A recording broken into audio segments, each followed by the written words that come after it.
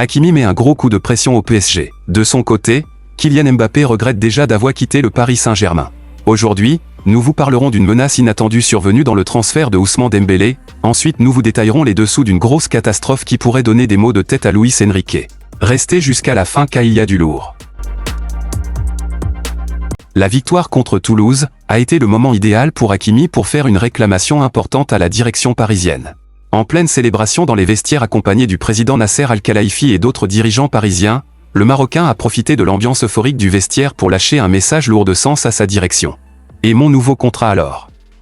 Si la punchline a fait rire l'assistance, elle n'a tout de même pas échappé aux dirigeants car le Marocain ne s'exprime jamais sans raison. À Paris, chaque mot est un signal, et ce signal-là a visiblement été envoyé avec précision. Un coup de pression calculé de Hakimi. Sous contrat jusqu'en 2029, Hakimi n'est pas dans une urgence sportive ou administrative. Mais le pilier de l'axe fort parisien sait parfaitement que son statut mérite reconnaissance sportive, mais aussi financière. À 27 ans, il entre dans ses années de maturité, celle où les grands clubs aiment frapper fort. Le PSG devra donc rapidement se pencher sur ce dossier pour éviter toute surprise. Kylian Mbappé regrette de ne pas avoir profité pleinement du Paris Saint-Germain de Luis Enrique. Le premier trophée de Ligue des Champions du PSG soulevé par Ousmane Dembélé a marqué l'ancien capitaine des Rouges et Bleus parti un an avant au Real Madrid. Cependant, ce n'est pas le seul regret éprouvé par Mbappé, lui qui avait pourtant tout à Paris. Mais pour Mbappé, il n'y avait plus de sens de continuer. Quand je prends la décision de partir, c'est parce qu'il n'y a plus de page et que l'histoire doit s'écrire sans moi. J'ai fait 2 demi-finales, une finale, on a tout fait. Présent aux côtés d'Achraf Hakimi pour la dernière émission en date du Bridge animée par Aurélien Tchouaméni, Kylian Mbappé a cependant reconnu ne pas avoir pu pleinement profiter de l'expérience professionnelle avec Luis Enrique au PSG. Franchement, sincèrement, c'est un top coach que j'ai eu. Malheureusement, je l'ai eu que ma dernière année. Ma dernière année, c'était les montagnes russes. Donc en fait, je n'ai pas pu bien profiter avec lui. Le premier mois, je n'étais pas là, j'étais dans le loft. Je suis revenu en me disant « Oh bon, j'ai l'épée de Damoclès au-dessus de la tête, à tout moment on va me la couper et je vais peut-être repartir ». Selon Mbappé, son duo avec Luis Enrique a été très bénéfique. Celui-ci a déclaré ce qui suit. « On a eu une bonne relation, après moi j'ai pris la décision de partir. Les 3-4 derniers mois, je ne jouais plus et il me gardait que pour la Ligue des Champions. Ma tête était à moitié ici et l'autre là-bas. Techniquement, je n'ai pas bien profité. J'ai profité en tant qu'admirateur de foot, œil extérieur vraiment tactiquement parce que j'aime le foot. Dans ma situation, je n'ai pas pu bien profiter. C'est un coach qui connaît le ballon. » Luis Enrique face à un gros dilemme. Interrogé par le Parisien ce week-end, Jérôme Alonso a réagi à la victoire du PSG contre Toulouse. D'après l'ancien portier du PSG, Luis Enrique pourrait avoir mal à la tête si Safonov faisait une mauvaise prestation contre Liverpool ce mercredi soir. Matvei Safonov a vécu vendredi passé une soirée difficile contre le Toulouse FC. En effet, le gardien numéro 1 du PSG a fait 2 erreurs coup sur coup, qui ont coûté un but à son équipe. Malgré tout, les hommes de Luis Enrique se sont imposés.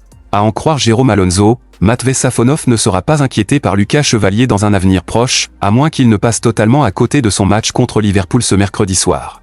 Lucas Chevalier s'était blessé, Matvei ayant été bon en décembre, le coach a fait un choix radical qu'on entendait tous à l'époque en le faisant passer numéro 1. À ce moment-là, Matvei méritait, il n'y avait pas de honte à ce qu'il joue.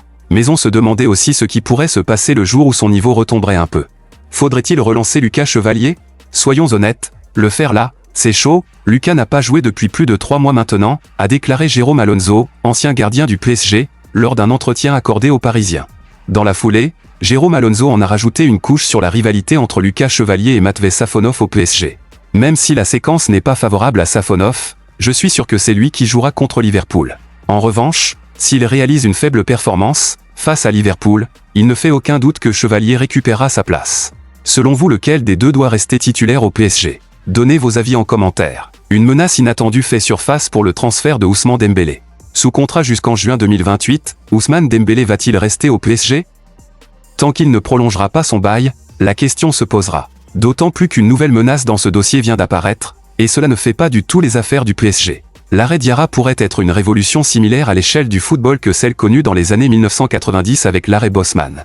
Et pour cause, un joueur pourrait être autorisé à partir sans accord entre les deux clubs contre une indemnité correspondante au salaire restant à verser aux joueurs. D'ailleurs, Maeta Molango, président du syndicat des joueurs anglais, explique que cela pourrait par exemple permettre à Ousmane Dembélé de quitter le PSG facilement. Et à mon avis, l'arrêt Diarra, c'est un arrêt qui a des conséquences très importantes pour le monde du football. Pour vous donner un exemple concret, Dembélé ça fait 3 ans qu'il est au PSG, donc il est en dehors de la période de protection. Donc ça veut dire que Dembélé, Il peut arriver au mois de mai et dire « Cher ami du PSG, moi je pars ». Donc il part sans aucune raison. Il reste pendant 2 mois en train de se reposer sur une plage des Caraïbes, et après, il signe pour Chelsea. Donc après Diarra, ça veut dire que la fédération anglaise doit l'inscrire pour qu'il puisse jouer avec Chelsea. Et Dembélé commencera à jouer avec Chelsea, confie-t-il au micro de RMC, avant de poursuivre. Il y a un scénario, qui est probable, la somme qui sera due au PSG sera seulement les salaires que Dembélé devait encore percevoir au PSG. Donc imaginons qu'il gagne 10 millions d'euros par an, il lui reste 2 ans de contrat, ça ferait 20 millions d'euros. Donc on passe d'une valeur possible d'un ballon d'or qui serait facilement de 150 ou 200 millions d'euros, à un joueur qui vaut demain 20 millions d'euros. C'est ça l'arrêt Diarra, ajoute Maeta Molango.